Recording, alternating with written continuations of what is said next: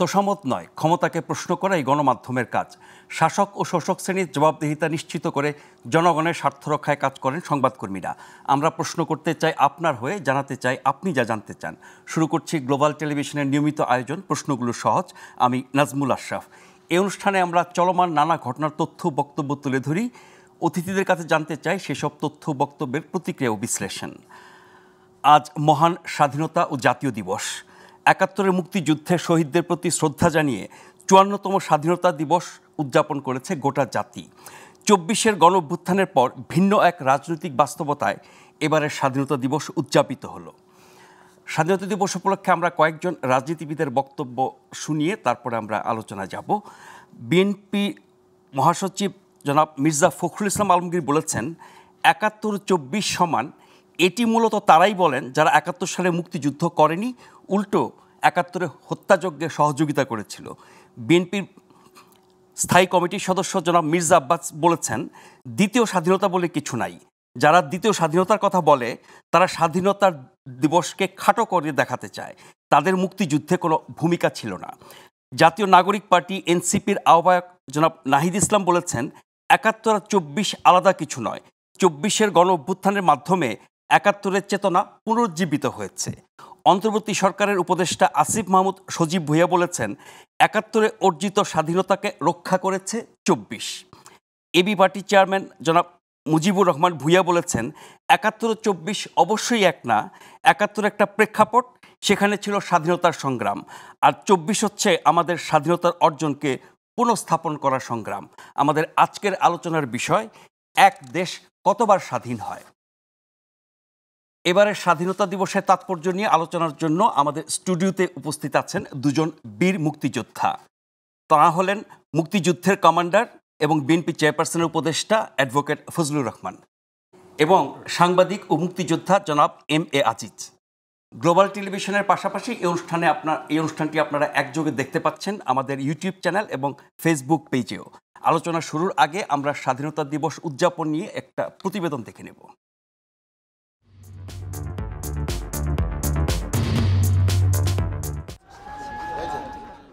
চাইলেই শোধ করা যায় না কিছু ঋণ, শোধ হয় না কখনোই। যে ঋণের স্মৃতির মিনার দাঁড়িয়ে আছে যুগ যুগ, গেয়ে যায় লাল সবুজের পতাকা আর স্বাধীন মানচিত্রের গান। যাদের আত্মদান বেঁধেছিল এই সুর, সেই সূর্য সন্তানদের প্রতি শ্রদ্ধা আর ভালোবাসা জানাতে হাজারো মানুষের ঢল স্মৃতিসৌধে, সাথে বিভিন্ন সামাজিক ও সাংস্কৃতিক সংগঠন। এবারে স্বাধীনতা দিবসে রমজান যেন যোগ করেছে বাড়তি মাত্রা। লাল সবুজের সাজে সব বয়সীদের আবেগ এখনও অমলিন স্বাধীনতার প্রশ্নে। বাংলাদেশে নতুনভাবে জন্ম হয়েছে, যেটা ২৪-এর গণ অভ্যুত্থানের পর। তো আসলে পরিবর্তন তো একদিনে চাইলে সম্ভব না, আস্তে আস্তে পরিবর্তন হবে। আমরা চাই যেন আমরা সবাই বাক স্বাধীনতা পাই, কথা বলার স্বাধীনতা, এবং স্বাধীনভাবে আমি যে একজন নারী স্বাধীনভাবে যেন বাংলার রাস্তায় চলাফেরা করতে পারি, এই স্বাধীনতা আমি চাই। আর যদি বলতে চাই সেটা হচ্ছে যে আমরা যেহেতু এখন প্রত্যেকে আমরা বুঝি যে আমরা স্বাধীনভাবে মত প্রকাশ করতে পারছি, আমাদের স্বাধীন মত প্রকাশটা যেন আমাদের দেশের পরবর্তী সিদ্ধান্ত নিতে সুবিধা করে আমাদেরকে, আমরা সেই বিষয়টাতে অবশ্যই সচেতন থাকবো। স্বাধীনতার পরে, বিশেষ করে ২৪ গণ অভ্যুত্থানের পরে আমরা যে স্বাধীনতা পেয়েছি, তো দেখা গেছে যে আগে যে দুর্নীতি হতো বা যে লুটপাট হতো, ধর্ষণ হতো, তার চেয়ে অনেক পরিমাণ কমে গেছে। আগে বিষয়টা চাপা থাকতো, এখন বিষয়টা মিডিয়ার সামনে স্পষ্ট হচ্ছে। তো আলহামদুলিল্লাহ আমরা স্বাধীনতার স্বাদ উপভোগ করতে পারতেছি। ৫৪ বছর, অর্ধ শতাব্দী পেরিয়ে প্রত্যাশা ও প্রাপ্তির ফারাক ঢের। গণ অভ্যুত্থানে তারুণ্যের জোয়ার, সবাই সামিল কাঙ্ক্ষিত দেশ গড়ার সেই মিছিলে। অনেকেই মনে করেন সংস্কার আর নির্বাচন নিয়ে বিতর্ক যতই হোক, প্রচলিত আইনের বাস্তবায়নই পারে জবাবদিহিতার গন্তব্যে পৌঁছাতে, যাতে শুধুই গল্প হবে সুশাসন আর ন্যায় বিচারের। সময়ের সাথে সাথে সবসময় আমাদের একটা উপলব্ধির ব্যাপার আছে যে স্বাধীনতাটা রক্ষা করা আমাদের সকলের দায়িত্ব। সো এই অভ্যুত্থান বলুন আর আমাদের নতুন একটা অ্যাসেসমেন্ট বলুন, এইটা আমাদেরকে নতুন করে আবার মনে করিয়ে দেয় যে স্বাধীনতাটা আমরা ৭১ সালে অর্জন করেছি, সেটা আমাদের নিজেদের সকলের দায়িত্ব আছে ওভার দ্য টাইমটা রক্ষা করার জন্য। যেটা দেখা গেছে যে আমরা কথা বলতে পারতাম না, কথা কোনো কিছু বললে বা সরকারের বিরুদ্ধে একটু গেলে পরে সেখানে ধরে নিয়ে যেত, তাদেরকে আয়না করে বন্দি করে রাখতো। কিন্তু এখন দেখা যাচ্ছে আমরা ফেসবুক বা যে সমস্ত সোশ্যাল মিডিয়া আছে সেখানে আমরা দেখতেছি যে কেউ যদি কথা বলে তাদেরকে এখানে ধরে নিয়ে যাচ্ছেন এবং তাদের যে একটা ভয় ছিল সেই ভয়টা কেটে গেছে। অধিকারের এই লড়াইয়ের চিত্রকল্প একেবারেই আলাদা। তারুণ্যে ঠাসা এই পথে তাই প্রত্যাশার পাল্লাটাও অনেক ভারী। স্বাধীনতা মানে শুধু একটি ভূখণ্ড নয়, বরং মানুষের অধিকার, মত প্রকাশের স্বাধীনতা এবং ন্যায় বিচার প্রতিষ্ঠার নিশ্চয়তা। ২৪-এর গণ অভ্যুত্থানের পর এমনই এক বাংলাদেশের স্বপ্ন দেখেছে সাধারণ মানুষ। ফ্যাসিবাদ মুক্ত বাংলাদেশে স্বাধীনতার শক্তিকে ধারণ করে নতুন মুক্তির বার্তা নিয়ে এগিয়ে যাবে দেশ, এমন প্রত্যাশা সবার। Marufa Kamal, global television, Savar. Advocate Fazlur Rahman, যেই বিষয়টি নিয়ে আমরা আজকে আলোচনা করতে চাচ্ছি, একটা দেশ কতবার স্বাধীন হতে পারে, দ্বিতীয় স্বাধীনতা যারা দাবি করেন তাদের মতলবটা কি? আপনাকে অসংখ্য ধন্যবাদ। আমার সাথে সিনিয়র সাংবাদিক আজিজ ভাই মুক্তিযোদ্ধা আছেন, ওনার আলোচনাগুলো আমি খুব গভীরভাবে শুনি। আজকেও হয়তো বাইরে আমি এনজয় করব ওনার কথাগুলো। ওনাকেও আমার সালাম। যারা মহান স্বাধীনতা দিবসে আমার কথাগুলো শুনছেন, দেশের মানুষ এবং বাইরে যারা আছেন সবাইকে আমি সালাম দিলাম, আসসালামু আলাইকুম। আমি সারা দিন আজকে কথা বলছি। প্রথমে আমি আজকে গাজীপুরের একটা স্বাধীনতার সমাবেশে, আমাদের দলের স্বাধীনতার সমাবেশে জেলার আমি চিফ গেস্ট ছিলাম, প্রধান অতিথি ছিলাম, সেখানে বক্তব্য রেখেছি। তারপরে 2টা টক শো করে এসেছি ইন্টারভিউর মতো বিদেশে। এখন আপনারা এখানে এসেছি, আবার রাত্রে 11:30টায় আবার এটা চ্যানেল 24-এ আরেকটা আছে আমার। এর মধ্যেও হয়তো বা বলতে হবে কোথাও 2-একটা এমনি টেলিফোন ইন্টারভিউ দিয়েছে। এই যে দেখাইলেন আপনি, এটা কেন আমাকে দেখাইলেন? আমি তো টেলিভিশন খুলি না। এইটা কি স্বাধীনতা দিবসের যে পরিবেশ, যারা যাইতো, যারা গেছিল, এরা কি আছে এখানে কেউ? এটা তো হইল, এটা স্বাধীনতা দিবস উদযাপনের কোনো ঘটনাই এখানে ঘটে নাই। এটা এমনি বেড়াইতে গেছে কিছু লোকজন, যারা ওই এনজিও ফেনজিও যারা করে এই ধরনের, বিভিন্ন দলের নেতারাও গেছেন, সেটি নিয়েও আমাদের রিপোর্ট আছে। আমাদেরকে যা দেখাইলেন আমি তাই দেখলাম। দলের নেতা, সাধারণ মানুষের বক্তব্য। ওই যা হোক, হইতে পারে এটা রমজান মাস বলে অনেকেই যায় নাই। আমি আপনাকে বলি, আমি আবারও বলছিলাম 71 এবং 24 যারা একসাথে তুলনা করে, 1 নম্বর হইল তারা যদি অবুঝভাবে তুলনা করে, ছেলেপেলেগুলা যারা আছে, এই ছেলেগুলা, এদের মনে অনেক স্বপ্ন, অনেক ভাবনা। আমি পরে বলবো এগুলো, এদেরকে আমি বলতেও চাই না, কারণ আমি জানি এরা কারা। এরা কারা আমি জানি। এরা কোনো রাজনৈতিক সংগঠন করে আসা বা কোনো, এদেরকে ট্রেনিং দিছে একদল কালো মানুষ, কালো চিন্তার মানুষ হয়তো বা তাদেরকে রেডি করছিল। এখন তারা নিজেরা সামনে আসছে। এটা ইতিহাসেরকে বিকৃত করার প্রয়োজনে। এইটা যারা বলে, এটা ইতিহাসকে বিকৃত করে। 71 আর 24, বাঘের সঙ্গে বিড়ালের কোনো তুলনা হয় না। 71 হলো বাঘ আর 24 হলো বিড়াল, যদিও বিড়ালকে বাঘের মাসি বলা হয়। এইটা যারা করে, তারা যারা না বুঝা করে, তাদেরকে ক্ষমা করে দিবে মানুষ। কিন্তু যারা বুঝে শুনে করতেছে, এদেরকে কিন্তু মানুষ চিনে। গত 54 বছর যাবৎ যাদের পূর্বপুরুষেরা মুক্তিযুদ্ধে পরাজিত হয়েছিল এবং সেই পরাজয়ের গ্লানি এখনও যারা বলতে পারে নাই, তাদের অধস্তন পুরুষেরা সেই গ্লানিকে মনে করে তারা মুক্তিযুদ্ধের প্রতি প্রতিশোধ নেয়। সেই প্রতিশোধ স্পৃহা থেকে মুক্তিযুদ্ধ বিরোধী শক্তির অধস্তন পুরুষেরা, পরবর্তী পুরুষেরা এই কাজটা করতেছে। এইটা যে কত সর্বনাশ করতেছে, যদিও আমার কাছে অনেক সময় মনে হয় 1757 সনের 23শে জুনের একটা পর্যায় বোধহয় ঘটে গেল বাঙালির জীবনে। আপাতত একটা পরাজয় মুক্তিযুদ্ধের হয়ে গেছে, এটা এখন মেনে নিতে হবে। আপাতত একটা পরাজয়, জানি না আবার মুক্তি সূর্য কখন উঠবে। সেই মুক্তিযুদ্ধ তারা যারা বলে, তারা মুক্তিযুদ্ধকে অপবিত্র, 71-এর মুক্তিযুদ্ধ এদের মুখ থেকে বলা উচিত না। এরা মুক্তিযুদ্ধকে অপবিত্র করতেছে। এই যে কাজটা করতেছে, আমি তাদেরকে বলবো তাদের বিরুদ্ধে ওই যে তারা নিজেরা বলে এখানে গৃহযুদ্ধ হবে, সিভিল ওয়ার হবে, এই যে মাহফুজ আলম 3 দিন 4 দিন এরাও বলে গৃহযুদ্ধ হবে। আমি গৃহযুদ্ধের মানুষ না, আমার বয়স 57, আমি মুক্তিযুদ্ধ করা মানুষ। আমি শুধু এই কথাটা বলবো যে একদিন মুক্তিযুদ্ধের আবার ফিরত আসবে, কারণ বাঙালি কুম্ভকর্ণের ঘুমায়, কিন্তু যখন জাগে তখন 100 সিডাক্সিন ট্যাবলেট খাওয়ায় ঘুম পাড়ানো যাবে না।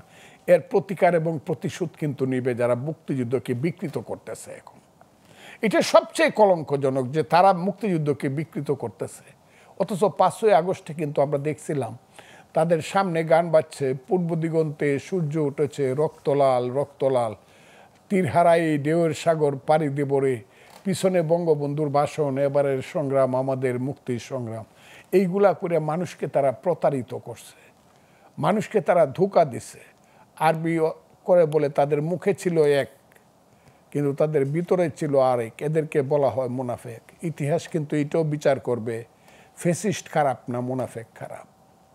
আজকের প্রেক্ষাপট কিন্তু এই জায়গাতে এসে পড়েছে। জানি না কোন দিন আমাকে মেরে ফেলবে তারা, আমি জানি না আল্লাহ কোন দিন আমাকে আল্লাহ হইলে রক্ষা করতে, কিন্তু আমাকে এই কথাগুলো বলতে হবে যেহেতু আমি একদিন অস্ত্র নিয়ে যুদ্ধ করতে গেছিলাম, যেহেতু আমি আমার মায়ের কান্না 54 বছর আগের আমার মায়ের চোখের পানি বলতে পারি নাই, যেহেতু আমার বাবার বাহুবন্ধনের যে উষ্ণতা আমি বলতে পারি নাই, যেহেতু আমি পাহাড়ে গিয়েছিলাম দিনের পর দিন মাসের পর মাস, আষাঢ় শ্রাবণের বৃষ্টি বড় রাতে ট্রেনিং দিয়ে যুদ্ধ করেছি, বাংকারে থেকে থেকে ভেবেছি যদি দেশ স্বাধীন হয়, গণতন্ত্র আসবে, মানুষের পেটের ভাত পরনের কাপড় হবে, বাঙালি জাতির সেই মুক্তি হবে, সেই বাঙালি জাতিকে আর 22 পরিবার পাকিস্তানের আদমজি ইস্পাহানি দাউদ বাউন সাইকেলেরা আর শোষণ করবে না। বাঙালি জাতি পৃথিবীর বুকে মাথা উঁচু করে দাঁড়াতে পারবে। বাঙালি জাতি হবে অসাম্প্রদায়িক ধর্মনিরপেক্ষ একটা জাতি, যেটা 1000 বছর ধরে বাঙালি জাতির ইতিহাস। হিন্দু নয় ওরা মুসলিম, জিজ্ঞাসে কোনো জন, কান্ডারি বলো ডুবিছে মানব সন্তান আমার মার। সেই মানবতাবাদী বাঙালি জাতি হবে, বাংলাদেশ হবে, পৃথিবীর বুকে আমরা মাথা উঁচু করে দাঁড়াবো। সেই কারণেই বাংকার থেকে যুদ্ধ করেছিলাম। পাশের যোদ্ধাটি চলে গেছে, আমার পাশ থেকে লাফ মেরে উঠে বলছে, মৃত্যুর সময় বলছে, মাকে দেখো মামা। সেই মা পাগল হয়ে মারা গেছে।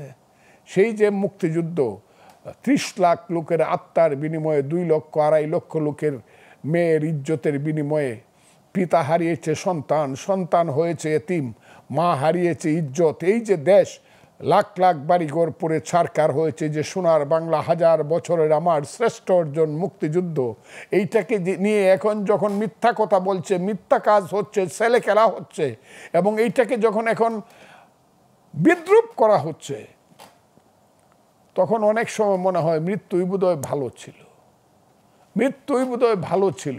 কেন বেঁচে আছি জানি না, তবে হয়তোবা বেঁচে আছে এই কারণে আমার জীবনে দেখে যাব যে আমি একটা সঠিক মুক্তিযুদ্ধের দেশে আমি মৃত্যুবরণ করেছি। সেই দিনটার জন্য আমি বেঁচে আছি ভাই।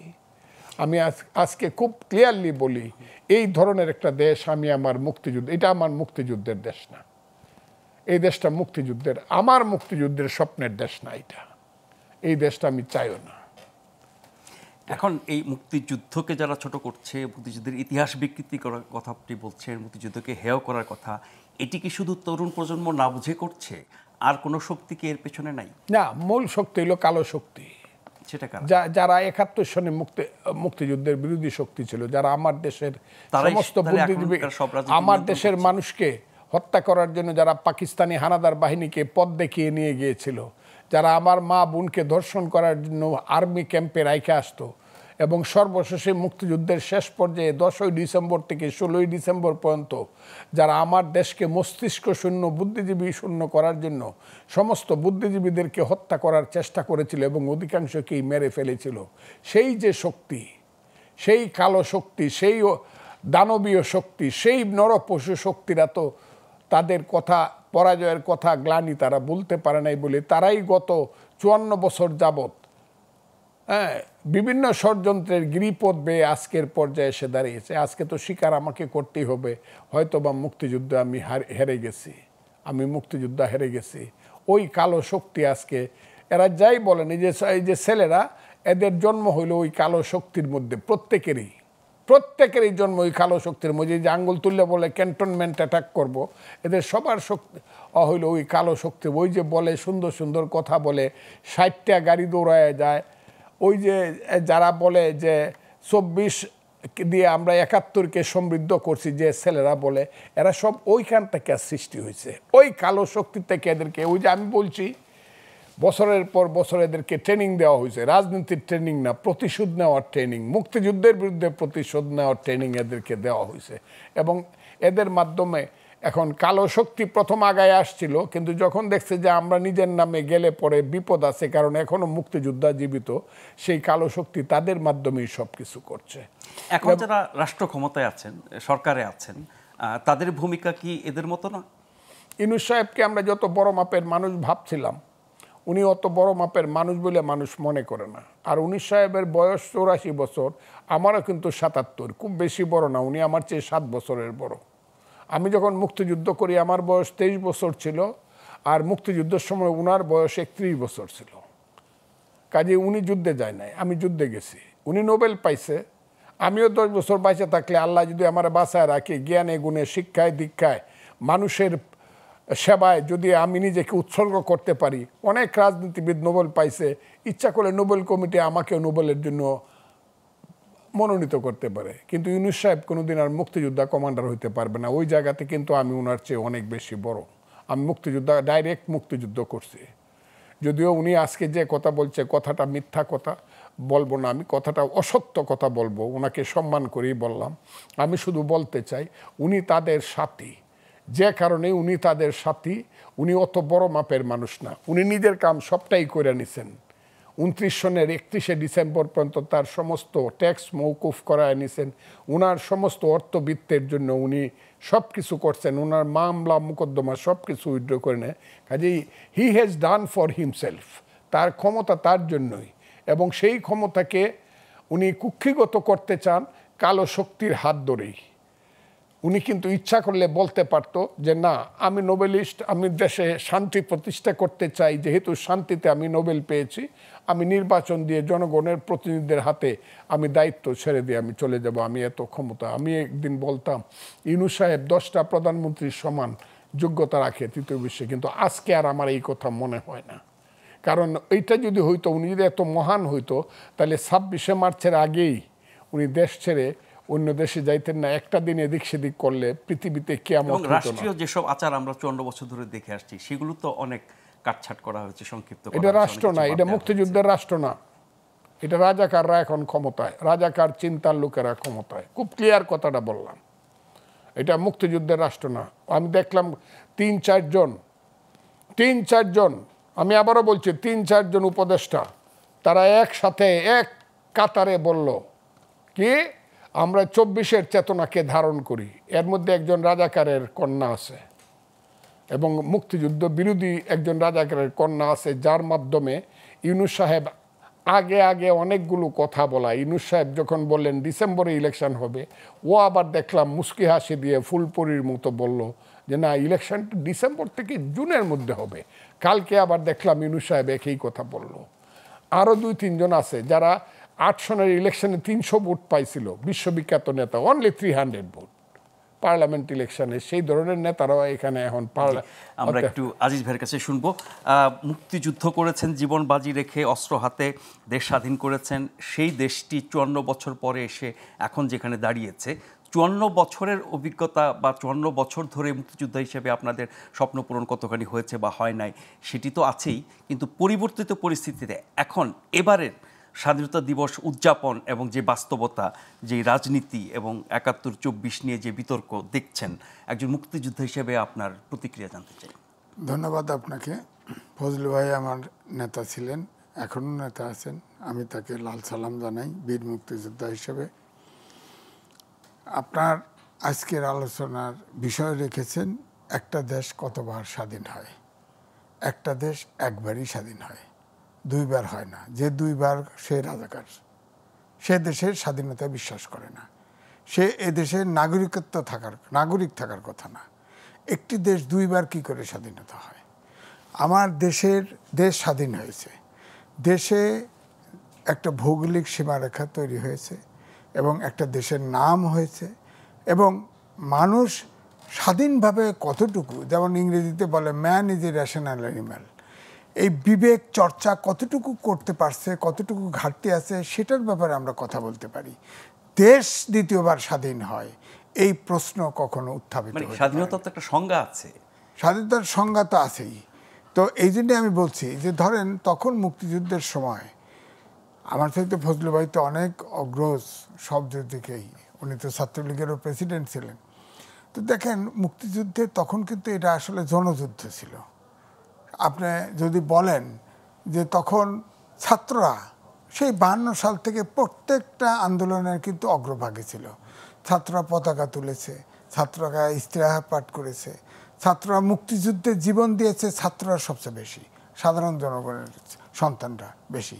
কিন্তু আপনি যদি বলেন আওয়ামী লীগের কোনো নেতা জীবন দেয় না, আওয়ামী লীগের কোনো নেতার সন্তান কিন্তু জীবন দেয় নাই। সুতরাং এই যারা বলে যে 71 এখন 24-এর সমান করে দেখে, তারা 71-কে অবজ্ঞা করে এবং সাধারণভাবে এই 30 লক্ষ যে ছাত্র জনতা নয়, শুধু জনগণ, অর্থাৎ জনগণ যে জীবন দিয়েছে তাদের প্রতি উপহাস করা হয়। এখনও ধরে রাখা, তখন ছিল 7.5 কোটি মানুষ, তাদের এখনও 3-4 কোটি মানুষ বেঁচে আছে এবং এই 3-4 কোটি লোকের ভিতরে 4.25 কোটি লোকই কিন্তু মুক্তিযুদ্ধের চেতনায়। কারণ সেই সময় শুধু জামাত ইসলাম এবং মুসলিম লীগ, খয়রুদ্দিন না কি একটা পার্টি, আর খাজা খয়রুদ্দিন আর ছোট্ট একটা পার্টি, অর্থাৎ অতি নগণ্য সংখ্যক। হ্যাঁ, তারা কি দেখেছে? 2000 হিসাব মতো আসে 1,500 ছাত্র জনতা মারা গেছে। আমার গ্রামে 1 গ্রাম ঘেরাও করে পাকিস্তানি আর্মি 850 লোক মেরে ফেলেছে। 850। কত মানুষ বীরাঙ্গনা হয়েছে, কত মানুষ, 30 লক্ষ লোক মারা গেছে। এইসব হিসাব তো যারা দেখে নাই, মুক্তিযুদ্ধ যারা দেখে নাই, আমার কথা হলো মুক্তিযুদ্ধে অংশগ্রহণ না, যারা দেখে নাই ওই সময়, তারা এটা কল্পনাও করতে পারবে না যে একদম যেটা ফজলু ভাই বললো বাঘ আর বিড়াল, আমি বলবো যে বাঘ আর মশা, এটার সাথে কোনো তুলনাই চলতে পারে না। যারা বলে, আমি সত্যি সত্যি বলতে হয় যে আমাদের মৃত্যুর পরে যেন বলে, আমরা বেঁচে থাকলে এটা সম্ভব না। না, যাদের বয়স কম তারা দেখে নাই, কিন্তু এই একই আদর্শ লালন করা, একই দাবি করা অনেক বয়স্ক মানুষ আছে যারা মুক্তিযুদ্ধ দেখেছে, হয়তো বিরোধিতা করেছে অথবা নিষ্ক্রিয় থেকেছে। তারা দেখার পরে মুক্তিযুদ্ধকে এই বিকৃতভাবে উপস্থাপন করার কারণ কি? দেখেন, মুক্তিযুদ্ধটা এমন, আমি এখানে কি বলবো যে দেখেন, আমাদের দেশটা স্বাধীন হওয়ার পর থেকেই কিন্তু মুক্তিযুদ্ধের পক্ষ এবং দুটো বিপক্ষকে দুটো ভাগে ভাগ করা হয়েছে রাজনীতিকে। এবং ধরেন মুক্তিযুদ্ধের বিপক্ষে যে শক্তি, একটা যাদের কথা আপনি উল্লেখ করছেন, ধরেন জামাত থেকে শুরু করে, তারা কিন্তু কখনো মুক্তিযুদ্ধের এটাতে অনুপ্রাণিত হয় নাই। তারা কখনো এই বাংলাদেশের মুক্তিযুদ্ধ, এই দেখেন না শিবিরের তাদের সংকলনে লেখছে, যারা মুক্তিযুদ্ধে যে মুসলমানরা অংশগ্রহণ করেছে বা সমর্থন করেছে তারা ভুল করেছে, আল্লাহ যেন তাদের মাফ করে। অর্থাৎ এখন যারা এই জামাতের চেতনায় উদ্বুদ্ধ, তারা কিন্তু কেউ মুক্তিযুদ্ধকে লালন করে না, মন থেকে বিশ্বাস করে না। জামাত ইসলামী ছাড়া আরও যেসব দল, সংগঠন, ব্যক্তি একই ধরনের বয়ান দিচ্ছে, তারা তো আর জামাতের লোক না, তারা তো তখন ওই কাজটা করে না, কিন্তু এরা একই ধারণার কথা বলছে, বয়ান দিচ্ছে। আপনি দেখেন, আমি একটা উদাহরণ দিই, জামাতের ইসলাম দেখেন, ছাত্ররা আন্দোলন করলো, পতনের পরে ঢাকা বিশ্ববিদ্যালয়ের ভিসির সামনে বৈঠক ডাকলো, বৈঠকের পরে ওখানে ছাত্র শিবিরের নেতা আবিষ্কার হলো। তারা কিন্তু আন্দোলনে ছিল। আমি যদি বলি তারাও হেলমেট বাহিনী ছিল, তারাও ওই ছাত্রদের হত্যা করেছে। ও ছেলে তো এখন শিবির করে, শিবিরের নেতা। আমার থানা পাবনার সাতিয়া থানা, সেখানে ছাত্ররা এই বৈষম্য বিরোধী কোনো ছাত্র পায় নাই, তারা সব কিছু শিবিরের দিয়ে ওই পার্টি করছে। অনেক জায়গায় ছাত্রলীগের নরম কিছু সাধারণ ছেলে এবং শিবির দিয়ে পার্টি করে দিচ্ছে, তো তারা কি করে মানবে বলেন?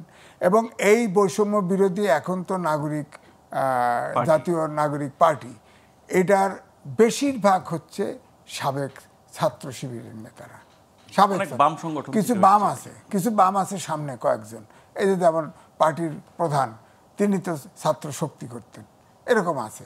এবং যেমন কোন বন্দোবস্ত শব্দটাও কিন্তু জোনায়েদ সাকির ভাষা, আমি তাও পরিষ্কার করে দিলাম। রাষ্ট্র মেরামত এই ভাষাগুলি কিন্তু বামদের ভাষা। হ্যাঁ, আগেও আমাদের সময় ফজলু ভাই ভালো পড়তে, ছাত্র ইউনিয়ন কিন্তু ভালো স্লোগান দিত, কিন্তু তাদেরকে বলা হতো বি টিম।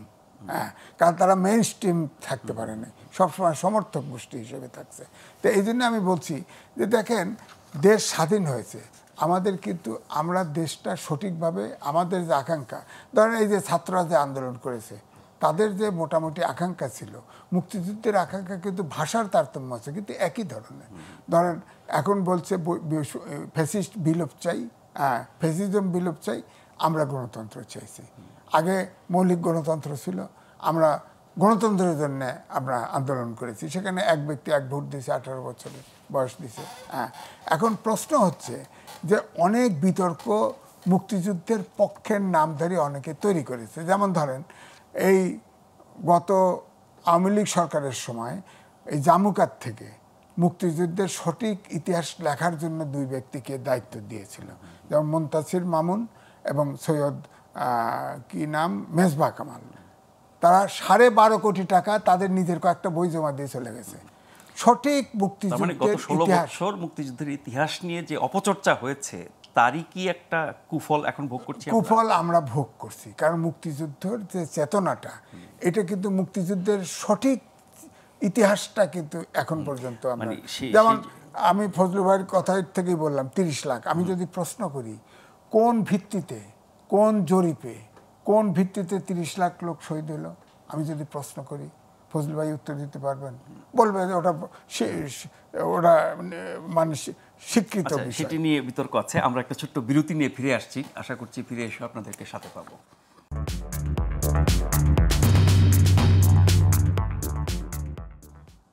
ধন্যবাদ আমাদের সাথে থাকবার জন্য। আপনারা দেখছেন প্রশ্নগুলো সহজ গ্লোবাল টেলিভিশনে। মহান স্বাধীনতা ও জাতীয় দিবস উপলক্ষে আজ আমরা আলোচনা করছি 2 জন অতিথির সাথে, 2 জন বীর মুক্তিযোদ্ধার সাথে, অ্যাডভোকেট ফজলুর রহমান এবং জনাব এম এ আজিজ। আমরা স্বাধীনতা দিবস উদযাপন নিয়ে আরেকটা প্রতিবেদন দেখে আলোচনাটায় ফিরব।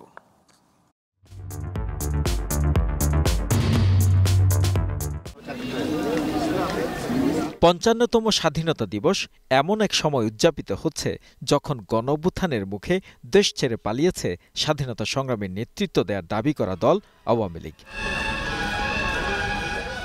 তাই সাভারে জাতীয় স্মৃতিসৌধে সাধারণ মানুষ, রাজনৈতিক দল ও সামাজিক সংগঠনে ভিড় যেন ভীষণ বার্তা দিচ্ছে নতুন বাংলাদেশকে। নতুন পরিস্থিতিতে ভোরের আলো ফুটতেই স্মৃতিসৌধ এলাকায় উপস্থিত রাজনৈতিক দলের নেতাকর্মীরা। রাষ্ট্রপতি ও প্রধান উপদেষ্টার পর শ্রদ্ধা নিবেদন করেন বিভিন্ন রাজনৈতিক দলের নেতারা। এর মধ্যে শ্রদ্ধা জানান স্থায়ী কমিটির সদস্য মির্জা আব্বাসের নেতৃত্বে বিএনপির নেতাকর্মীরা। সাংবাদিকদের সঙ্গে আলাপকালে বলেন, স্বাধীনতা দিবসকে খাটো করতেই দ্বিতীয় স্বাধীনতার কথা বলা হচ্ছে। দ্বিতীয় স্বাধীনতা বলে বাংলাদেশে কিছু নাই। যারা বলে তারা আজকে স্বাধীনতা দিবসকে একটু খাটো করতে চায়, অর্থাৎ ৭১-এর স্বাধীনতা তাদের কোনো ভূমিকা ছিল না, সুতরাং এই দিনটাকে তারা খাটো করতে চায়। আমি বলবো যে তারা যেন একটু নিবৃত্ত থাকে, এই স্বাধীনতা দিবসকে যেন সম্মান জানায়। আওয়ামী লীগ পরবর্তী বাস্তবতায় মুক্তিযুদ্ধে জামায়াতের ভূমিকার সমালোচনা হচ্ছে। দলটি জাতীয় দিবস উদযাপনের ঘোষণা দিলেও জাতীয় স্মৃতিসৌধে দেখা যায়নি তাদের। ছাত্রদের নতুন রাজনৈতিক দল জাতীয় নাগরিক পার্টির নেতাকর্মীরাও স্মৃতিসৌধে আসেন শ্রদ্ধা জানাতে। দলের আহ্বায়ক নাহিদ ইসলাম বলেন, ১৯৭১ এবং ২০২৪ আলাদা কিছু নয়। ৭১-এর চাওয়াটা ২৪-এ অর্জন হয়েছে। যারা এটাকে পরস্পর বিরোধী করছে তাদের উদ্দেশ্য অসৎ। ৭১-এ যে সাম্যের কথা বলা হয়েছিল, ২৪-এ কিন্তু সেই বৈষম্যহীন সমাজের কথাই আমরা বলছি। বলে যারা এটাকে আসলে পরস্পর বিরোধী বা মুখোমুখি করে দাঁড়া করাচ্ছে তাদের উদ্দেশ্য অসৎ, এবং আমরা মনে করি তারা ২৪-এর গণঅভ্যুত্থানকে, এই যে ছাত্র জনতার বিজয়কে প্রকৃতভাবে উপলব্ধি করতে পারেনি। রাজনীতির মাঠে সবাই সব দলের প্রতিপক্ষ, তবে দেশের প্রয়োজনে সবাই ঐক্যবদ্ধ বলেও মনে করেন তারা। রাজনৈতিক মতভেদ থাকবে, তবে প্রত্যাশার নতুন বাংলাদেশ গড়তে দলমত নির্বিশেষে সবাই ঐক্যবদ্ধ থাকবে, এমনটাই প্রত্যাশা সকলের। Awlad Bablu, global television, Dhaka. Advocate Fazlur Rahman, যেমনটা আপনার শুরুতে বলছিলেন যে ৭১-এর মুক্তিযুদ্ধ বিরোধী শক্তির এক রকমের উত্থান, কালো শক্তি বলছিলেন আপনি, নতুন প্রজন্ম যারা না জেনে, আবার পুরনো প্রজন্ম যারা ইচ্ছাকৃতভাবেই এরকম একটি বয়ান আমাদের সামনে হাজির করছে। তো আপনারা হচ্ছে মুক্তিযুদ্ধের নায়ক, আপনারা মুক্তিযুদ্ধ করেছেন, আপনারা চাক্ষুষ সব কিছু দেখেছেন, জানেন, বোঝেন, ফলে মুক্তিযুদ্ধের ইতিহাস আপনাদের কাছে তুলে ধরার কিছু নাই। এই মুক্তিযুদ্ধের ইতিহাস বিকৃতি নিয়ে আমরা অনেক বছর ধরে রাজনীতিতে অনেক বিতর্ক শুনে আসছি।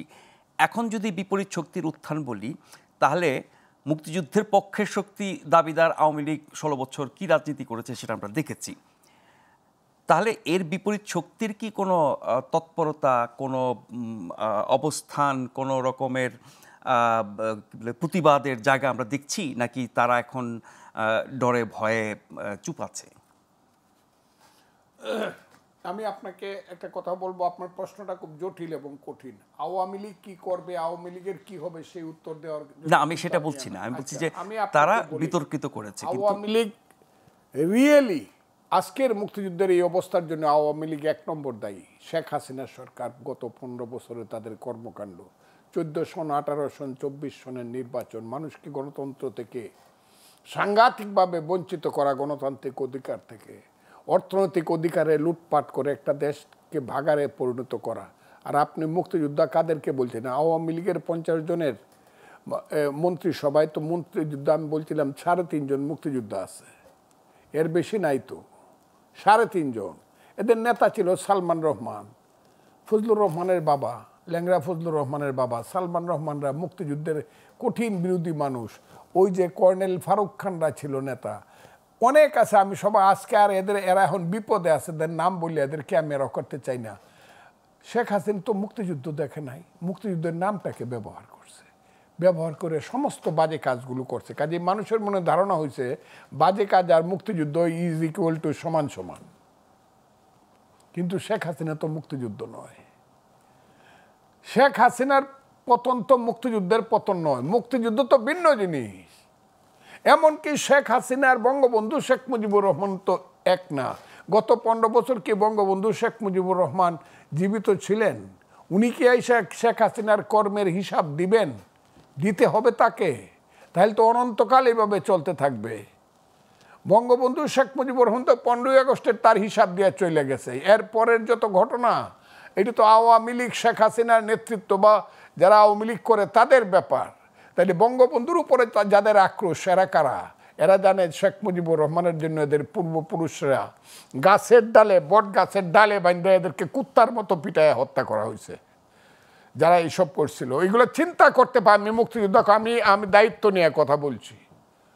এরা শেখ মুজিবকে সহ্য করতে পারে না এই কারণে, কারণ শেখ মুজিব মুক্তিযুদ্ধের ডাক দিয়ে এদের পূর্বপুরুষ সবাইকে ইতিহাসের ডাস্টবিনে ফালাইয়া দিছিল। এই কারণে শেখ মুজিবকে তারা সহ্য। হাসিনা কি? এদের আসল টার্গেট হলো শেখ মুজিবুর রহমান ফ্যাসিস্ট। তাকে তারা অপাঙ্ক্তেও করতে চায়, তার ছবিটা নামায় ফেলতে চায়, তার বঙ্গবন্ধু এভিনিউতে অন্য একজনের নাম দিয়ে দিতে চায়। যুদ্ধ, এদের মূল রাগটা হলো মুক্তিযুদ্ধ এবং বঙ্গবন্ধুর প্রতি। হাসিনা সরকার কি করছে না করছে সেটা পরের বিচার হবে। হাসিনা ভুল করলে মাপ পাইতে পারে, মানুষ যদি মাপ দেয়, কিন্তু অপরাধ করলে মাপ পাবে না, বিচার হবে। এটা আমিও চাই, কথাটা খুব ক্লিয়ার। কিন্তু এই যে মুক্তিযুদ্ধের সঙ্গে এই যে ছেলেটা দেখলাম, এগুলি সব ছেলে পেলেরা কি বলবো, এরা তো বাড়িতে যেতে পারবে না, যেদিন ক্ষমতা থাকবে না, মাকে দেখতে যাইতে পারবে না, পুলিশ নিয়ে যাইতে হইব, আর পুলিশ না গেলে বাড়িতে যেতে পারবে না।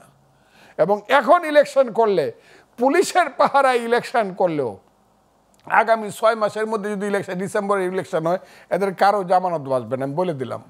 এরা আমার সন্তান, এই ছেলেটা যে কথা বলছে, ওর চেহারার সঙ্গে আমার একটা ছেলের চেহারার মিল আছে।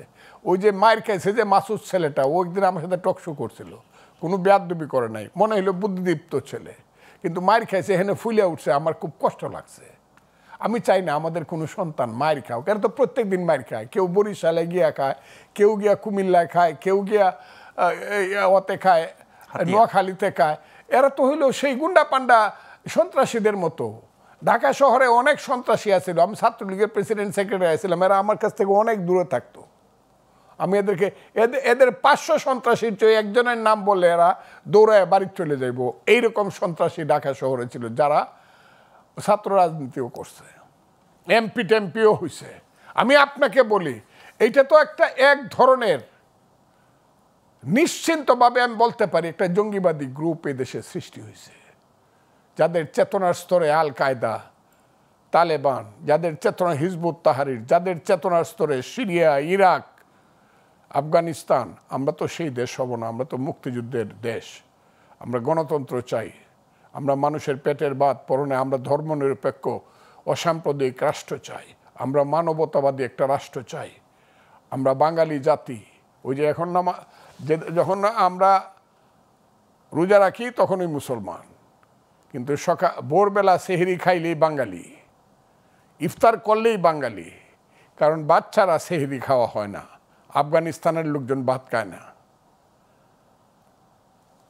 বোরা ছাড়া ইফতার হয় না, ওই যে এটারে কী কয় বানায় যায়, হালিম ছাড়া ইফতার হয় না। কাজেই আমরা বাঙালি, মুসলমান, হিন্দু, বৌদ্ধ, খ্রিস্টান সব কিছু মিলেই আমরা এমন একটা জাতিসত্তা, যে জাতিসত্তা একমাত্র পাল বংশের আমলে 8ম শতাব্দী থেকে 10ম শতাব্দী পর্যন্ত আমরা স্বাধীন ছিলাম, পুণ্ড্রবর্ধন রাজধানী ছিল, এরপরে সেনরা কেড়ে নিল, তারপরে আমরা মাত্র 200 বছর স্বাধীন ছিলাম মধ্যযুগের মতো করে। আমরা সেই আলাউদ্দিন হুসেন শাহ, শামসুদ্দিন ইলিয়াস শাহ, ইশাকা, বারবুইয়া তাদের নেতৃত্বে, তারপরে যে ব্রিটিশ ক্ষমতা নিল, 200 বছর গোলাম ছিলাম, সেই গোলামির জিঞ্জির ছেড়ে আমাদের সন্তানেরা ওই কালাপানিতে নির্বাসনে গেছে, ফাঁসির মঞ্চে ঝুলছে, বাংলার স্লোগান দেয়া তিতুমির হাজী শরীয়তুল্লাহরা তখনকার মতো করে যুদ্ধ করছে। এইখানে যে বলে ঢাকায় বৈশাখ কথা বলতেছি, ঠিক তার উত্তর দিকে গাজীপুরে ফকির মজনুসার মতো লোকেরা তৎকালীন সময়ের মতো জঙ্গলে থেকে থেকে বছরের পর বছর পর্যন্ত ওই শেরপুর পর্যন্ত যুদ্ধ করছে ব্রিটিশের বিরুদ্ধে। আধুনিককালে যুদ্ধ করছে আমাদের ক্ষুদিরাম সূর্য সেনেরা, ফাঁসির মঞ্চে গেছে, সুভাষ বসুরা দেশ থেকে দেশান্তরে গিয়ে যুদ্ধ করছে, আর গণতান্ত্রিক যুদ্ধ করছে। 190 বছর পরে যে বাংলার মুসলমানের ছেলে প্রধানমন্ত্রী ছিল সিরাজউদ্দৌলার পরে, তার নাম শেরে বাংলা একে ফজলুল হক, ডাল ভাতের যুদ্ধ করছে, কৃষকের জন্য যুদ্ধ করছে, প্রজার জন্য যুদ্ধ করছে। সোহরাওয়ার্দী, মৌলানা আব্দুল হামিদ খান ভাসানী, বঙ্গবন্ধু শেখ মুজিবুর রহমানরা, সব ইতিহাস আমরা বাদ দিয়ে দিব এদের জন্য, এইসব ছেলেপেলের জন্য। এদের এরা বলবে যে 24 আর 71 সমান সমান বলবে, আর আমার এটা মাইনে নিতে হবে কেন? আমি এই ছেলেদেরকে যা না হয় বুঝলাম, এই ছেলেরা একদিন বুঝবে যে কত বড় অপরাধটা তারা করতেছে। আর যদি আদর্শিকভাবে মনে করে থাকে যে এই দেশটা জঙ্গিদের দেশ হবে, হ্যাঁ জঙ্গিদের দেশ হইতে পারে যদি সমস্ত মুক্তিযুদ্ধ এবং বাঙালি জাতিকে যদি মেরে ফেলে। বাঙালি জাতির এই দেশে 99% হলো বাঙালি জাতি, হিন্দু, মুসলমান, বৌদ্ধ, খ্রিস্টান, আমরা বাঙালি জাতি হলাম 99%। সেই বাঙালি জাতিকে যদি মেরে ফেলতে পারে, রেখমা দাসের মনে এ মিনতি করি পদে, অথবা আমি আর সেইগুলা বলতে চাই না।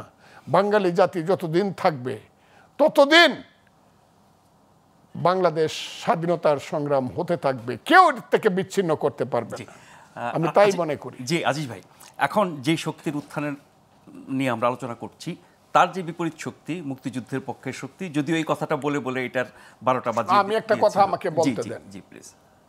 838 জন মারা গেছে আমাদের দেশের এই যে 24 সনের আন্দোলনে। আমি বুঝলাম 1500 মারা গেছে, স্বীকার করলাম, আমিও মান্য নিলাম। 20,000 আহত হয়েছে, তাও মান্য নিলাম, ঠিক আছে, সব মরছে।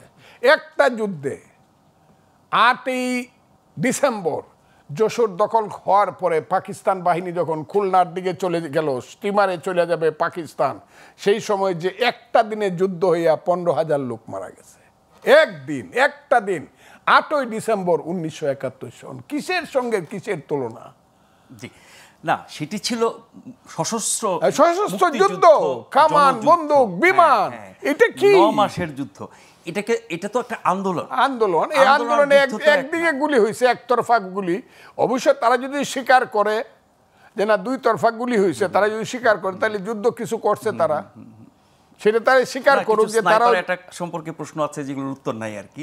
হ্যাঁ আজিজ ভাই, মানে এটাকে যদি যুদ্ধ বলতে হয়, বিপ্লব বলতে হয়, তাহলে তাদেরকে বলতে হবে দুই পক্ষে যুদ্ধ হয়েছে। জি জি নিশ্চয়ই। আজিজ ভাই, আমি বলছি যে এই 24 নিয়ে যেই বয়ান, 71কে যেভাবে পাশাপাশি দাঁড় করানো, এবং শুরুর দিকে আমরা 71-এর চেয়ে 24কে বড় করে দেখানোর চেষ্টা হয়েছিল, এখন পাশাপাশি নিয়ে আসছে, হয়তো কোনো এক সময় স্বীকার করবে যে না, ওর সাথে তুলনীয় না। কিন্তু এই যে চর্চা আমরা দেখছি 5ই আগস্টের পর থেকে, এবং তাদের যে দৌরাত্ম্য, সেটি মাঠে ময়দান থেকে শুরু করে সরকারের প্রশাসনে, ক্ষমতায়, সব ক্ষেত্রে, এই যে সত্যটা আপনারা বলছেন, ফজলু ভাই অনেক দিন ধরে সাহসের সাথে জীবনের ঝুঁকি নিয়ে বলে যাচ্ছেন, এই সত্য বলার মানুষ কেন এত কম? বা এই যে মুক্তিযুদ্ধ যারা করেছেন, মুক্তিযুদ্ধ যারা দেখেছেন, মুক্তিযুদ্ধে বিভীষিকাময় সময়ে যারা বেঁচে ছিলেন, এর ভুক্তভোগী হয়েছেন, সেসব মানুষ তো অসংখ্য বেঁচে আছে, তাদের কোনো আওয়াজ নেই কেন? না, আওয়াজ নেই। আমার কাছে মনে হয় এই ছাত্ররা, তারা ছাত্রদের শক্তি সম্পর্কে ধারণা আছে।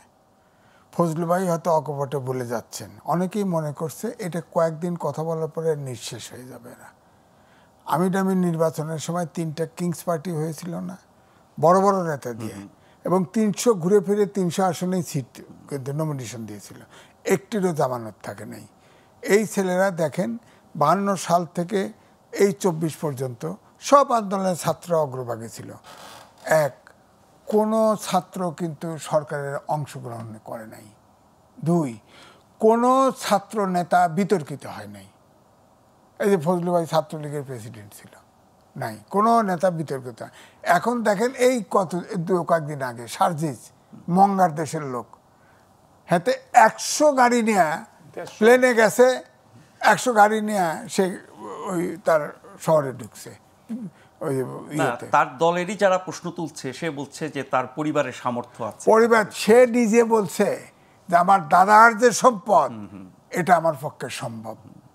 বাইরে ঠেলা গাড়ির থেকে রুটি কিনে খাইছেন, টিউশনে করে পড়ছেন, সবার ইউটিউবে দেখি একের ডেরার ভিতর দিয়ে অনেক দূরে বাড়ি, কেউ মাদ্রাসায় পড়ছেন, হঠাৎ করে বিপ্লবী হয়েছেন। এখন আপনাদের গাড়ি দেয় সবাই, এখন আপনি 100 গাড়ি ভাড়া করতে পারেন, এখন আপনি বিয়ে করতে পারেন ঠিকঠাক, পড়াশোনার দিকে খেয়াল নাই। বলেন আপনি স্কুল থেকে শুরু করে ইউনিভার্সিটি ফার্স্ট ইয়ার পর্যন্ত প্রায় 60টি ব্যাচের ছাত্র এখন সরকার চালানো নিয়ে ব্যস্ত। দেশ চালাবে কে? এই বিজ্ঞানের যুগে এই 7টা জেনারেশন গ্যাপ হয়ে যাচ্ছে। আগামী, আপনি শিওর থাকেন, আগামী 5 বছর পরে এই দেশ ধস নামবে, বিদেশে একটা লোক যেতে পারবে না। সব automation, computer, IoT, data science, সব এগুলোর কাজ হচ্ছে। এখন তো আমি তো এই যে কিছুদিন আগে সৌদি আরবে গেলাম, ব্যাংককে গেছি, সেখানে তো রোবট, একটা হসপিটাল একটা রোবট ঝাড়ু দিচ্ছে, পরিষ্কার করতেছে, রোবট অপারেশন করতেছে, আর এরা দেশ চালানো ব্যস্ত। চালান, ছাত্ররা লিডারশিপ দিবে, এটা ঠিক আছে, কিন্তু আপনি সব ছাত্র নিয়ে মাঠে নেমে যাবেন, দেশ চালানো ব্যস্ত, সবাই রাজনীতি করবে, সবাই ক্ষমতায় যাবে। আর সবাই ক্ষমতায়। এই যে ছেলেরা যখন নির্বাচনের পরে সবগুলোর জামানত বাজেয়াপ্ত হবে, এই 7টা জেনারেশনকে আপনি পুরোপুরি ফ্রাস্ট্রেটেড করে দিবেন। 7টা প্রজন্ম ধ্বংস করে কাল লাভ, এইটাই তো ব্যাপার। আমার মনে হয় যে এইটাও আগে যেমন আওয়ামী লীগ মুক্তিযুদ্ধের পক্ষে কয়ে কয়ে দেশটারে ডুবাইছে, একটা মুক্তিযুদ্ধের যারা খেতাবপ্রাপ্ত মুক্তিযোদ্ধা তারা সম্মান দেয় নাই। ভারতে টেবিলে বসে দ্বিজাতি তত্ত্বের ভিত্তিতে স্বাধীন হয়েছে, এখনও লাল কেল্লায় মুক্তিযোদ্ধাদের সাউন্ড অ্যান্ড ভয়েস সিস্টেমে স্মরণ করা হয়, এবং কবি ইকবাল পর্যন্ত স্মরণ করা হয়। আর বাংলাদেশে যে আওয়ামী লীগ না করতো সেই রাজাকার, জলিল, মেজর জলিল রাজাকার, জিয়াউর রহমান রাজাকার। সেই অপরাজনীতির কুফল কি এখন? ওইটার কুফলে নানানজন নানান কথা বলার সুযোগ পাচ্ছে, এবং এই যে তৌহিদি জনতা মসজিদ থেকে মাইকিং করে মব তৈরি করা, মাজার প্রায় 60টে মাজার ভেঙে দেওয়া, এগুলোর কেউ কোনো ধরা পড়ে নাই, বিচার হয় নাই। অর্থাৎ এই যে জঙ্গি তন্ত্র যে উত্থান ঘটতেছে, এটাকে এই সরকার কিন্তু পৃষ্ঠপোষকতা দিচ্ছে। অর্থাৎ দেশ, যদি আমরা বিগত সরকারের মুখে কথায় কথায় জঙ্গি, যাকে তাকে জঙ্গি, যেখান থেকে সেখান থেকে জঙ্গি ধরা, জঙ্গি অভিযান, জঙ্গি নাটক, বহু কিছু আমরা দেখেছি, সেগুলো ছিল ফেক, এখন এটা রিয়েলি হচ্ছে, রিয়েলি দেখতেছেন। জি, আমরা আরেকটা ছোট্ট বিরতি নিয়ে ফিরে আসছি, এবারও আশা করছি ফিরে এসে পাবো আপনাদের।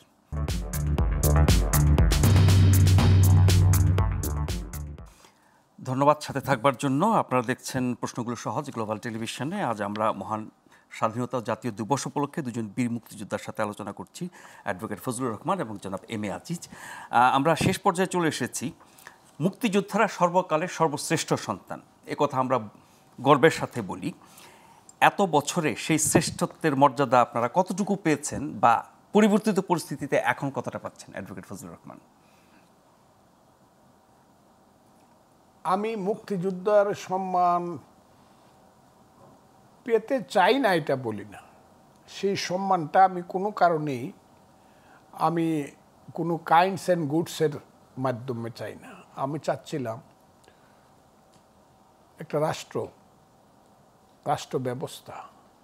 আমি আপনাকে একটা কথাই বলি, আমি একদিন পড়ছি, I may be wrong, Fidel ক্যাস্ট্রোর সাথে যারা যুদ্ধ করছিল গ্রামে এবং শহরে, হাবানা পর্যন্ত, মৃত্যু পর্যন্ত, তারা যে যে অপরাধ করছে বিচারে ক্ষমা পায় না। এই বিচারে তার জেল হইলে পরে তাকে জেলখানায় নিছে, কিন্তু জেলে যাওয়ার শেষ জেলখানায় যাওয়ার আগ পর্যন্ত তার হাতে কিন্তু বেরিয়ে পড়ে নাই, মুক্তিযোদ্ধার হাতে। এবং 2টা দিন ছিল কিউবার শ্রেষ্ঠ দিন।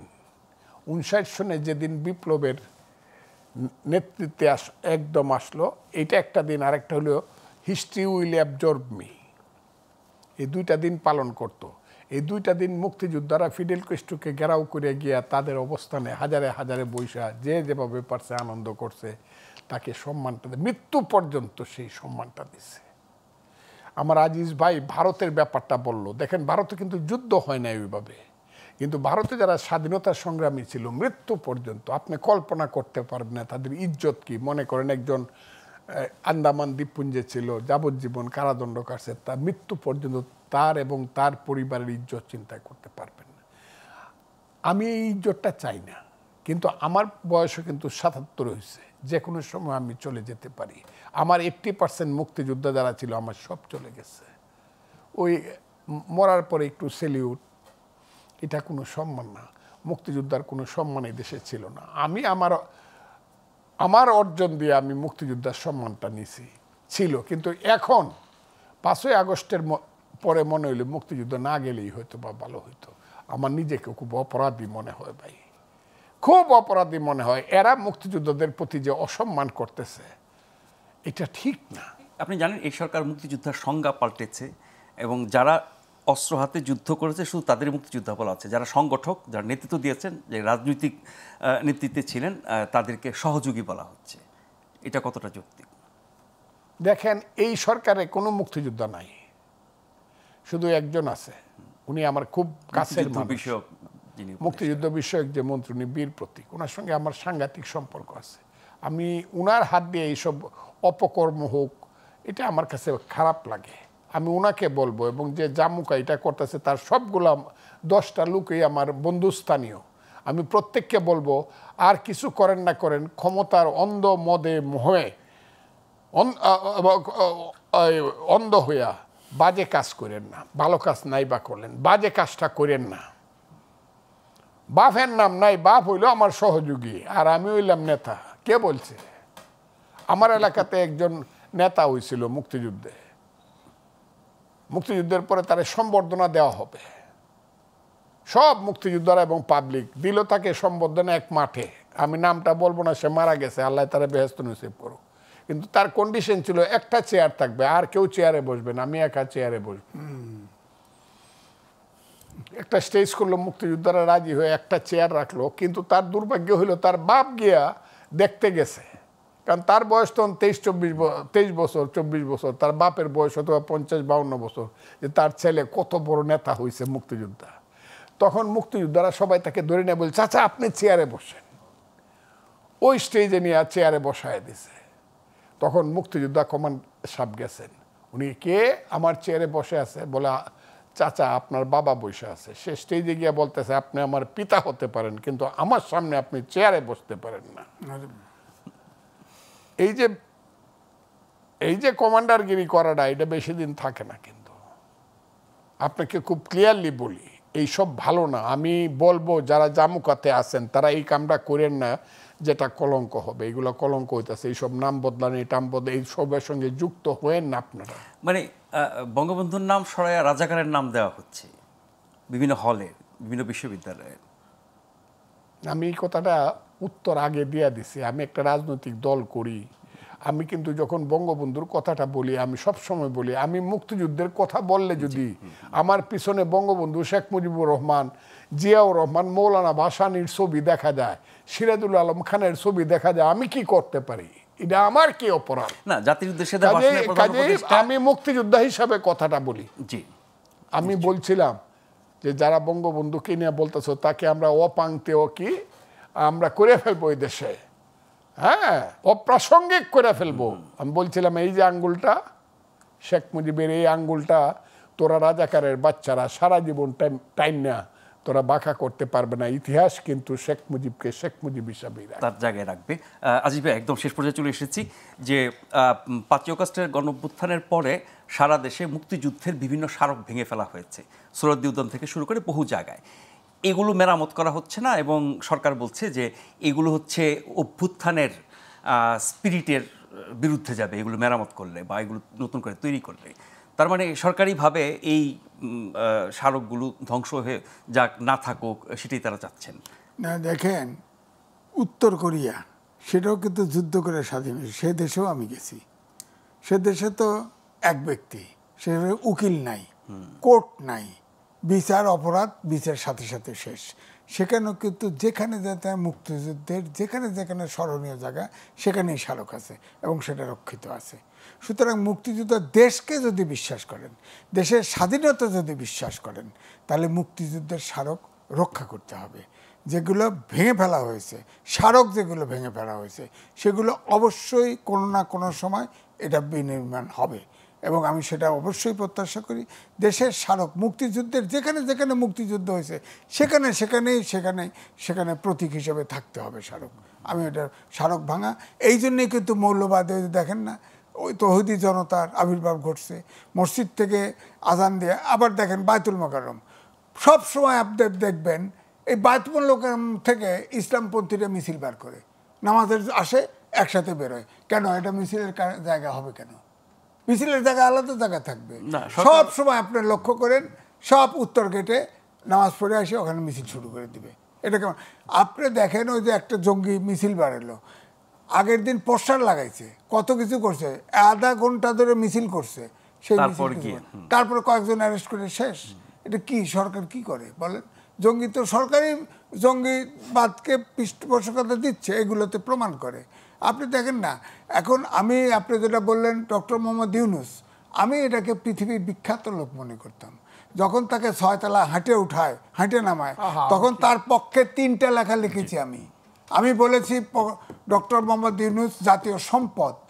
আপনি দেখেন ভারতের আপনার Nobel prize winner Amartya Sen, তার 13 ডেসিমাল জায়গা আপনার রবীন্দ্র ভারতীতে ঢুকানো আছে বলে তারা দাবি করে, চিঠি দিচ্ছে, কোর্ট সুও মোটো বলছে এটা জাতীয় সম্পদ, ডিস্টার্ব করা যাবে না, স্টে করে দিচ্ছে। আমি এভাবে লিখছি। এখন আমি এসে দেখি যে না, যখন ক্ষমতায় দিচ্ছে, আমি তো এই জন্যই বলছি পলিটিশিয়ানের কাজ পলিটিশিয়ানই করবে, কৃষকের কাজ কৃষকই করবে। আপনি দেখেন সারা বিশ্বের সব লোক তার সাথে দেখা করে। এ পর্যন্ত $2.3 বিলিয়ন প্রতিশ্রুতি পেয়েছে, একটি টাকাও দেশে আনতে পারে না, একটি টাকাও দেশে আনতে পারে না। আমার 1 সেকেন্ড সময়, জি একদম শেষ। 7টা ভাস্কর্য বীরশ্রেষ্ঠ কিশোরগঞ্জে বঙ্গবন্ধু তাজউদ্দিন সৈয়দ ছবি বাংছে বা স্ট্যাচু বাংছে, কিন্তু 7টা বীরশ্রেষ্ঠর এটা নামায়া পায়রা বাংছে। তার মানে বীরশ্রেষ্ঠর সাথে বিরোধ কোথায় তাদের? বীরশ্রেষ্ঠর সাথে তাদের বিরোধ কোথায়? ওরা সবাই কিন্তু আর্মি পার্সোনাল। আমি জানি না কেন এইটার জি এখন পর্যন্ত কোনো সবকিছু আসলে এক ধরনের বার্তা দেয়। অনেক ধন্যবাদ আজিজ ভাই এবং ফজলু ভাই, যারা শুরু থেকে ছিলেন এবং পরে যুক্ত হয়েছেন, প্রত্যেকে ধন্যবাদ জানিয়ে আজকের মতো এখানে শেষ করছি। অনুষ্ঠানটি পুনঃপ্রচার হবে আগামীকাল সকাল 7টায়। শুভরাত্রি।